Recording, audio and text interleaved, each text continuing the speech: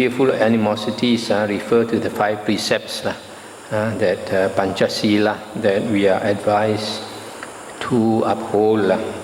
Fearful animosity means that if you break the 5 precepts, you give fear to others because you kill, you steal, you commit sexual misconduct, you lie or cheat, and you take intoxicants. So you give fear to others, and also animosity meaning hatred. They fear you as well as hate you. For example, if you kill, and then these beings know that you can kill them, they fear you, but at the same time they have a lot of hatred for you. So if there's a chance, they will take revenge on you. So because of that, you will have to suffer mental pain and displeasure either in this life or future life as a result of your killing karma. Similarly, for the breaking the other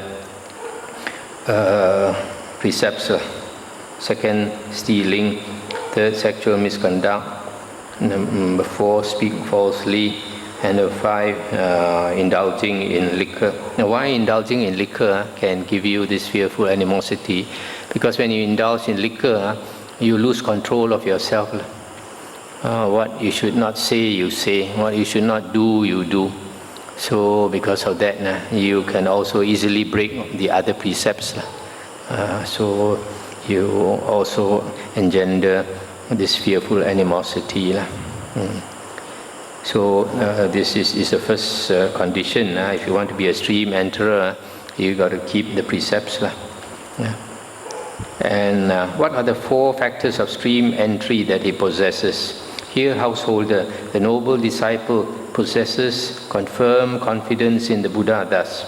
The Blessed One is an Arahant, perfectly enlightened, accomplished in true knowledge and conduct, fortunate, knower of the world, unsurpassed leader of persons to be tamed, teacher of devas and humans, the enlightened one, the Blessed One. He possesses confirmed confidence in the Dhamma thus. The Dhamma is well expounded by the Blessed One, directly visible, immediate, inviting one to come and see, applicable, to be personally experienced by the wise. He possesses confirmed confidence in the Sangha thus. The Sangha of the Blessed One's disciples is practicing the good way, practicing the straight way, practicing the true way, practicing the proper way. That is, the 4 pairs of persons, the 8 types of individuals. This Sangha of the Blessed One's disciples is worthy of gifts, worthy of hospitality, worthy of offerings, worthy of reverential salutation, the unsurpassed field of merit for the world. He possesses the virtues dear to the noble ones, unbroken, untorn, unblemished, unmottled, freeing, praised by the wise, ungrasped, leading to concentration. These are the 4 factors of stream entry that he possesses. So these are the characteristics of stream entry. He has unshakable faith in the Buddha, Dhamma and Sangha, 3 things. And then the 4th is he has the Aryan Sila. Aryan Sila, sometimes it is called perfect Sila, perfect moral conduct. Actually comprises 3 factors in the Noble Eightfold Path. In the Noble Eightfold Path, the 8 factors can also be described as 3 things. Sila, Samadhi, Panya. Moral conduct, concentration and wisdom. So the Sila part consists of 3 factors. Right speech, right action, and right livelihood. Right speech consists of 4 precepts. Not to lie, not to engage in malicious speech motivated by anger. Number 3, not to speak coarse, vulgar words. And number 4, not to engage in idle gossip. So right speech has 4 precepts. And then right action has 3 precepts: not to kill, not to take what is not given, and not to engage in sexual misconduct. And And then right livelihood is earning your livelihood in a way that does not harm others. And that means you uphold the first two factors, right speech and right action. So right livelihood in a way is covered by right speech and right action. So actually there are only 7 precepts in the Aryan Sila, comprising right speech and right action. And you can see right livelihood also, 7 precepts.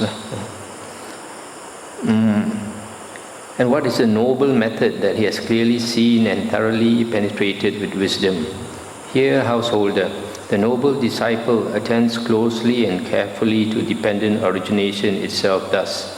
When this exists, that comes to be. With the arising of this, that arises.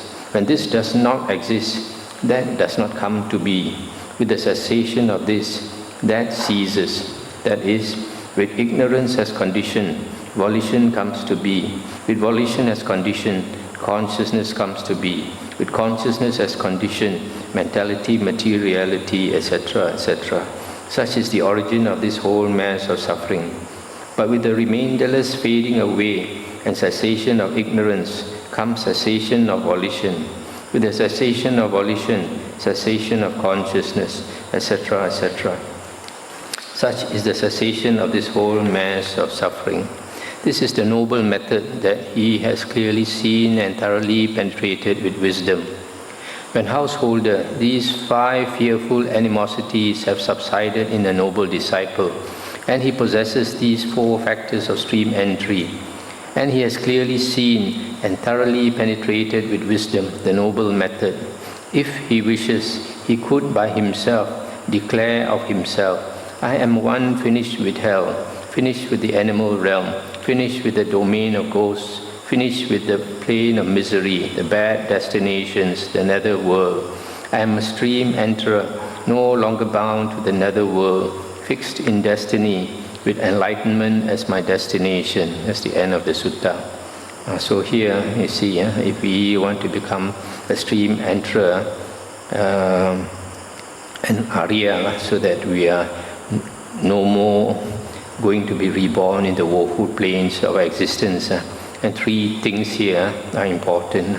1, you have to keep the 5 precepts, or as I mentioned just now, the 7 precepts.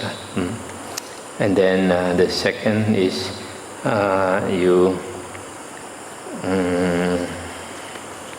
you have the 4 factors of stream entry.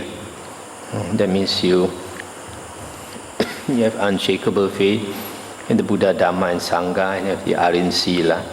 And the third one is you know this noble method, the Aryan method, that means dependent origination. You can see that suffering is dependently origination, is dependently originated.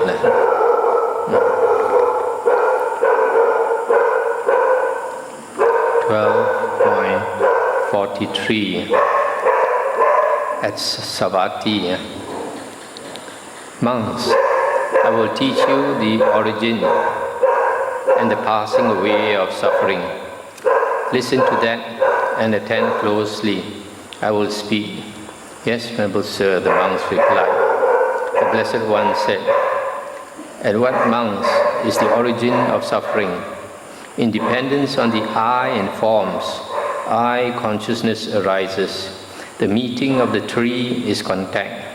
With contact as condition, feeling comes to be. With feeling as condition, craving. This is the origin of suffering. Independence on ear and sounds, independence on nose and odors, independence on tongue and taste, independence on the body and tactile objects. Similarly, this consciousness arises, and then the meeting of the 3, namely the sense organ, the sense object, and the sense consciousness is contact, and with contact as condition, feeling arises. With feeling as condition, craving.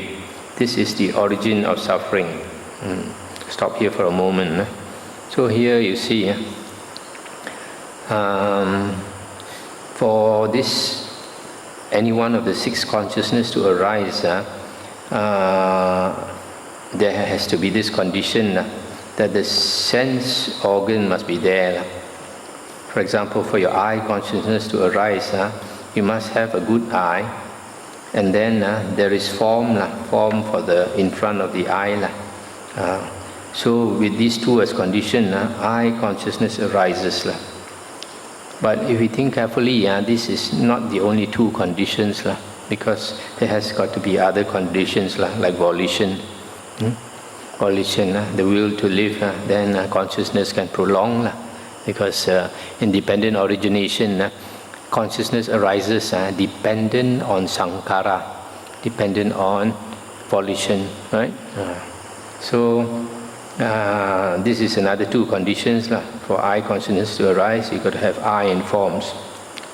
So once you have eye and forms, say like something comes before your eye, the eye consciousness arises, and then the meeting of the tree, that means the contact of the tree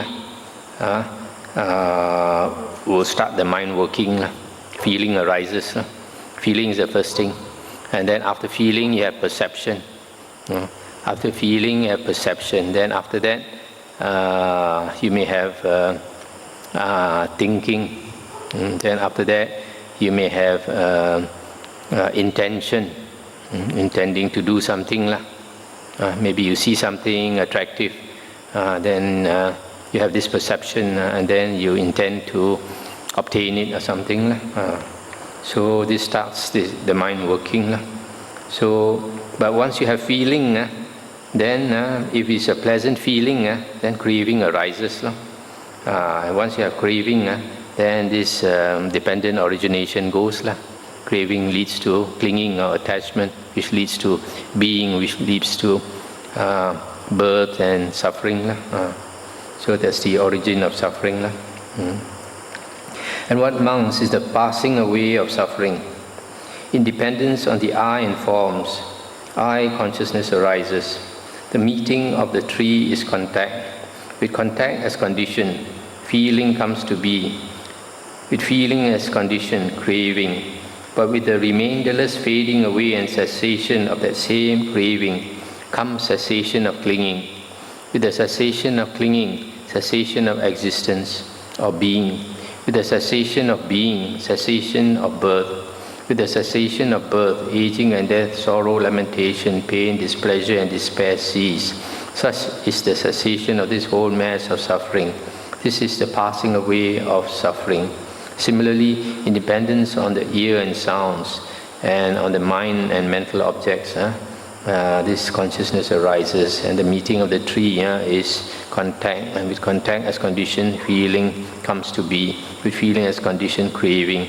But with the remainderless fading away and cessation of that same craving comes cessation of clinging, and then leads to cessation of being, cessation of birth, etc. Such is the cessation of this whole mass of suffering. So here, this sequence, you can consider it. That means if you have the 6 sense bases, and then the 6 sense objects comes before your 6 sense bases, then the consciousness arises. And then there is contact, and then feeling comes about. So this you can consider as this present life. This present life. And then if you crave, because of feeling, you have craving, and that leads to attachment and being and birth. So birth refers to the next life. Birth and aging and dying and all that. So here we are talking about 2 lifetimes, present lifetime and the future lifetime.